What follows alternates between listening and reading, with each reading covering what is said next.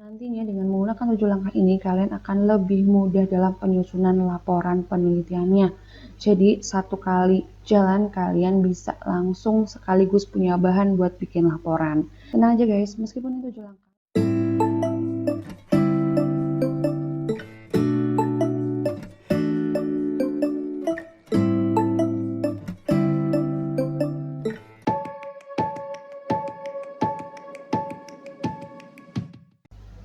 Halo guys, assalamualaikum. Ketemu lagi dengan Mrs. Tika. Kali ini kita akan belajar bersama tentang metode ilmiah. Nah, sebelum kita belajar bersama, yuk Miss kasih waktu klik subscribe dulu dan tekan tombol loncengnya ya. Oke guys, kita akan belajar tentang metode ilmiah. Apa sih metode ilmiah? Kita kecilin dulu nih guys, biar kelihatan tulisannya. Ya, metode ilmiah merupakan langkah-langkah ilmiah untuk memecahkan permasalahan ilmiah. Jadi metode ilmiah itu penting banget ketika kita menemukan satu masalah dan bermaksud memecahkannya. Kenapa? Solusi yang dihasilkan dari metode ilmiah nantinya adalah solusi yang sifatnya valid dan dapat dipertanggungjawabkan. Nah, biasanya kalau kamu belajar tentang metode ilmiah atau baca-baca referensi, kamu akan diarahkan kepada 5 langkah metode ilmiah. Apa saja langkahnya? Langkahnya itu ada observasi, merumuskan masalah, menyusun hipotesis, eksperimen, dan menarik kesimpulan. Kali ini Mrs. nggak akan bahas 5 langkah ini guys, tapi Mrs. akan bahas menjadi 7 langkah. Kenapa 7 langkah? Alasan Mrs. adalah nantinya dengan menggunakan 7 langkah ini, kalian akan lebih mudah dalam penyusunan laporan penelitiannya. Jadi satu kali jalan kalian bisa langsung sekaligus punya bahan buat bikin laporan. Tenang aja guys, meskipun itu 7 langkah lebih banyak dibandingkan 5 langkah, tapi Miss sudah siapkan cara mudah untuk mengingatnya, yaitu dengan menggunakan akronim MIHEKAKEKO. MIHEKAKEKO. MIHEKAKEKO. Jadi ini adalah akronim yang menggambarkan 7 kata kunci dari 7 langkah metode ilmiah. Ada apa saja? M untuk masalah, I untuk informasi, H untuk hipotesis, EK untuk eksperimen, A untuk analisis, K untuk kesimpulan, dan K untuk komunikasi hasil. Kita ulangi ya guys. M untuk masalah, I untuk informasi, H untuk hipotesis, E untuk eksperimen, A untuk analisis, K untuk kesimpulan, K untuk komunikasi hasil. Jadi totalnya ada 7 kata kunci. Masalah, informasi, hipotesis, eksperimen, analisis, kesimpulan, komunikasi hasil. Cara mudah untuk memahaminya, kalau kita mau melakukan metode ilmiah, langkah pertama harus punya masalah. Dari masalah ini kita cari nih informasi-informasi awal, baca-baca buku, baca-baca penelitian yang sudah ada sebelumnya yang mungkin berkaitan dengan masalahnya. Kemudian dengan dasar informasi tersebut kita buat hipotesisnya, kita susun hipotesisnya. Nah, hipotesis ini kan belum tentu benar tuh. Kita buktikan hipotesisnya dengan menggunakan eksperimen. Dari eksperimen kita bisa dapat data. Datanya nantinya kita akan analisis. Nah, hasil dari analisis data inilah yang kemudian membuat kita bisa menyusun atau menarik kesimpulan. Kesimpulan penelitian yang akhirnya akan dijadikan sebagai laporannya guys untuk dikomunikasikan kepada khalayak tentang pemecahan masalah ini setelah melewati tahapan-tahapan sebelumnya gitu guys. Nah, untuk lebih paham Miss udah siapin contohnya nih guys. Oke, ini contohnya. Nah, misal nih kita mulai dari fenomena gigi gubis atau keropos pada anak-anak. Jadi masalah itu kan muncul ketika kita menemukan satu fenomena yang kemudian menggelitik rasa ingin tahu kita. Fenomenanya itu bisa dari sekitar kita, bisa dari alam, bisa juga bahkan seperti ini. Fenomena gigi gubis pada anak-anak. Kalian pernah jadi anak-anak ya? Gigi kalian pernah gubis nggak? Semoga enggak ya. Nah, tentang fenomena gigi gubis ini, ada rasa ingin tahu yang memunculkan sebuah pertanyaan. Misalnya, mengapa gigi anak-anak keropos atau gubis tadi ya guys? Nah, tapi kalau kita mau bikin sebuah penelitian, kita nggak mungkin mempertahankan pertanyaan di mengapa gigi anak-anak keropos saja. Kita harus melakukan perumusan masalah. Miss ulangi, kata kunci yang pertama adalah masalah. Jadi langkah ilmiah yang pertama yang harus dilakukan setelah masalahnya ditemukan adalah dirumuskan masalahnya. supaya nanti arah dari penelitiannya itu lebih jelas. Ada 2 tahap untuk bisa merumuskan masalah. Yang pertama adalah tahapan mempersempit masalah, dan yang kedua memfokuskan masalah. Ini sudah coba sekalian guys. Mis ulangi ya, ada fenomena gigi gupis atau keropos pada anak-anak, kemudian muncul pertanyaan, mengapa gigi anak-anak keropos, mengapa gigi anak-anak gupis? Ini tambah ini biar nggak bingung. Nah, dari sini masalahnya harus dirumuskan dengan menggunakan 2 langkah. Dirumuskan. Nantinya dengan perumusan masalah ini, kalian akan mendapatkan variabel-variabel penelitiannya ya guys. Nah, tahap yang pertama adalah dengan mempersempit masalah. Sebetulnya mempersempit masalah ini nantinya adalah untuk menghasilkan variabel dari penelitiannya, yaitu variabel ini tambah di sini. Oke, bentar. Nah, ini. Jadi, mempersempit masalah itu sebetulnya kita mencari variabel terikatnya.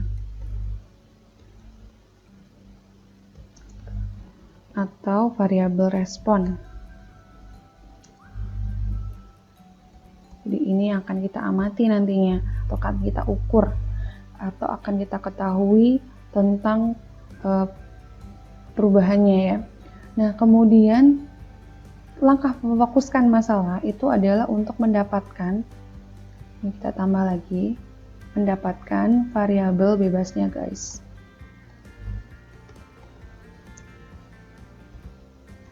Jadi sebuah penelitian itu sebetulnya intinya adalah kalian ada atau punya 2 variabel utama, yaitu variabel terikat dan variabel bebas.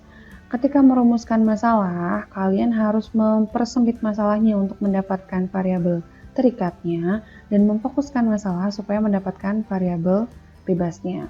Nah, sekarang tadi masalahnya adalah mengapa gigi anak-anak gupis atau keropos. Ulang sekali lagi, mempersempit masalah,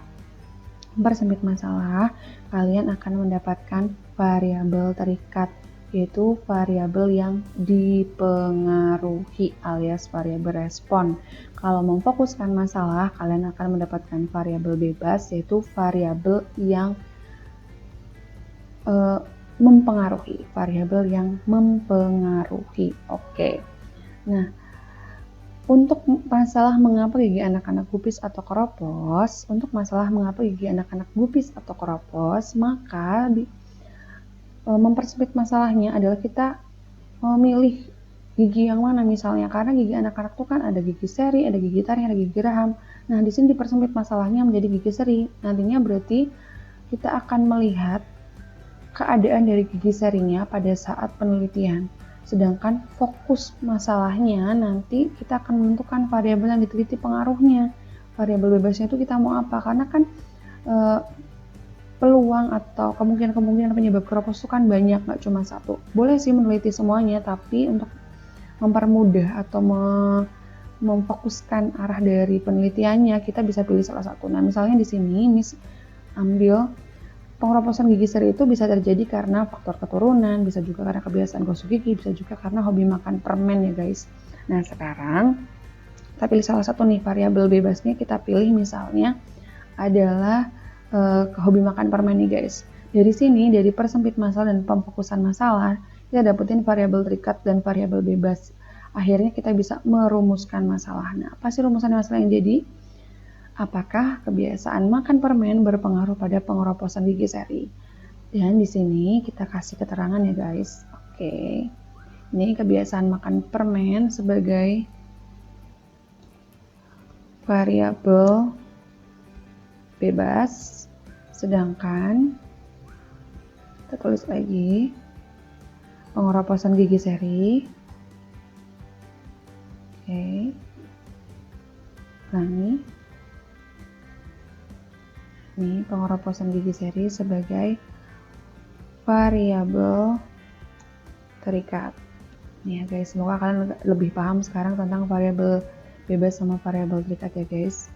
Nah, ini kebiasaan makan permen jadi variabel bebas, pengeroposan gigi seri sebagai variabel terikat.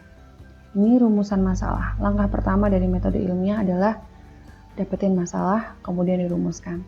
Nah, langkah kedua yang harus kalian lakukan adalah menggali informasi pendukung, guys. Bagaimana caranya menggali informasi pendukung? Nah, ini yang bisa kamu lakukan, yaitu dengan membaca referensi-referensi yang ada, buku-buku, penelitian-penelitian. Dengan demikian, kalian akan mendapatkan teori-teori atau informasi-informasi yang bisa membantu kalian membuat jawaban sementara atau melakukan langkah ketiga nih guys.